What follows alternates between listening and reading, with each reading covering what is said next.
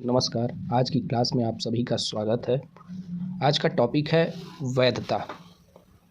हम जानेंगे वैधता क्या है, वैधता के कितने प्रकार हैं और वैधता का संकट क्या होता है। सबसे पहले बात, राजनीति विज्ञान में वैधता से आशय क्या है। वैधता सरकार पर जनविश्वास है, अर्थात जब किसी राज्य की जनता बिना किसी भय के अपने देश की सरकार पर पूर्ण विश्वास रखती है और स्थापित व्यवस्था को नैतिक आधार पर न्यायसंगत मानते हुए उसे स्वीकृति प्रदान करती है, तो इसे वैधता कहते हैं। कहने का मतलब यह है कि देश की जनता का अपने सरकार के प्रति अगर विश्वास है और सरकार को वो अच्छा मानती है तो उस सरकार को वैधता मिली हुई है। अब बात वैधता के प्रकारों की। मैक्स वेबर ने 3 प्रकार की वैधता बताई। एक तो पारंपरिक वैधता है। पारंपरिक वैधता होती यह है कि परंपरा के अनुसार, यानी राजतंत्र में देखिए जैसे उत्तराधिकार का नियम था कि ज्येष्ठ पुत्र को उत्तराधिकार मिलेगा और एक राजा का क्रम चला आता था, तो वो ये पारंपरिक वैधता हुई। या फिर एक उदाहरण वेटिकन सिटी का ले सकते हैं। वेटिकन सिटी में पोप को ही राज्य का प्रमुख माना जाता है। यह परंपरा जनित है कि वहाँ का जो पोप होगा वही राज्य का प्रमुख होगा, तो यह भी एक तरीके से पारंपरिक वैधता का ही एक उदाहरण है।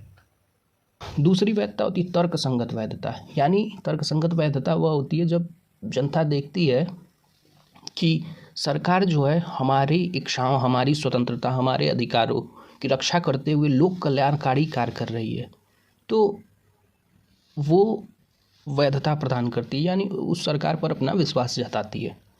और करिश्माई वैधता तीसरा होता है। करिश्माई वैधता वह होती है जब कोई ऐसा व्यक्तित्व, यानी जैसे 2014 का भारत चुनाव ले लीजिए। 2014 में मोदी अचानक आए और भाजपा को एक प्रचंड बहुमत से भारत में जीत मिली, तो यह एक तरीके की करिश्माई वैधता थी। तो ये 3 प्रकार हुए। वैधता का संकट 1973 में जर्गन हैबरमास ने अपनी पुस्तक में वैधता का संकट नामक विचार प्रस्तुत किया था, जो पूंजीवादी व्यवस्था से संबंधित सामाजिक और राजनीतिक अस्थिरता को दर्शाता है।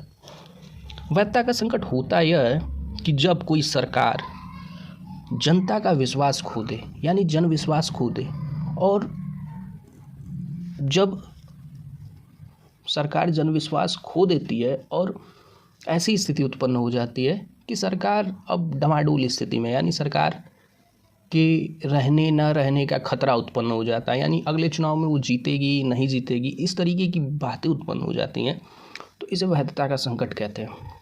इसके कई कारण हैं। जैसे पहला कारण मूल्य और विश्वासों में परिवर्तन।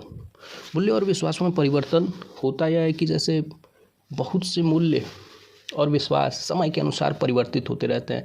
यानी 2020 से पहले, मतलब कोरोना से पहले हमारा समाज जिस प्रकार से था, मतलब अधिकांश जगहों पे फ़ोन नहीं थे, बाकी चीज़ें नहीं थी, तो कम इन्फॉर्मेशन पहुंच पाती थी, सारी चीज़ें कम होती थी।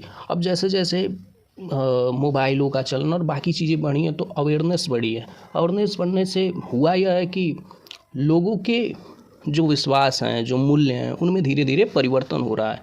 तो ऐसे परिवर्तनों से भी वैधता का संकट उत्पन्न होता है। दूसरा कारण है प्रशासनिक अक्षमता। प्रशासनिक अक्षमता में होता यह है कि प्रशासन में भ्रष्टाचार, ठीक, लोगों की अवहेलना और बाकी सारी चीज़ें बढ़ जाएँ, लाल फीताशाही बढ़ जाए, तो लोगों को लगता है कि मौजूदा सरकार उनके मनोनुरूप कार्य नहीं कर रही है, तब भी वैधता का संकट उत्पन्न होता है। इसके अलावा सत्ता का दुरुपयोग। जैसे सत्ता का दुरुपयोग यह होता है कि मान लीजिए कोई सरकार है और बिना किसी कारण के, बिना किसी गलती के, बिना किसी बड़े कारण के लोगों के अभिव्यक्ति की स्वतंत्रता या फिर उनके अधिकारों पर पाबंदी लगाने लगे, तब भी वैधता का संकट उत्पन्न होता है। चौथा कारण है सामाजिक असंतोष। सामाजिक असंतोष वह होता है जब मौजूदा व्यवस्था में कुछ वर्गों के पास सारे संसाधन उपलब्ध होते हैं और कुछ वर्ग गरीबी और मतलब दयनीय स्थिति में जी रहे होते हैं, या फिर उनके साथ अन्याय हो रहा है, तो वो उठकर और सत्ता में एक आमूल-चूल परिवर्तन करने की चेष्टा करने लगते हैं। तो इस प्रकार की चीज़ें जब होने लगती हैं तो वैधता का संकट उत्पन्न होता है। वैधता के संकट को दूर करने के उपायों में अगर बात करें तो सरकार को लोक कल्याणकारी कार्य करने चाहिए और प्रशासनिक भ्रष्टाचार और बाकी सारी चीज़ों इन पे नियंत्रण रखना चाहिए और लोगों से अधिक जुड़ाव भी होना चाहिए। धन्यवाद।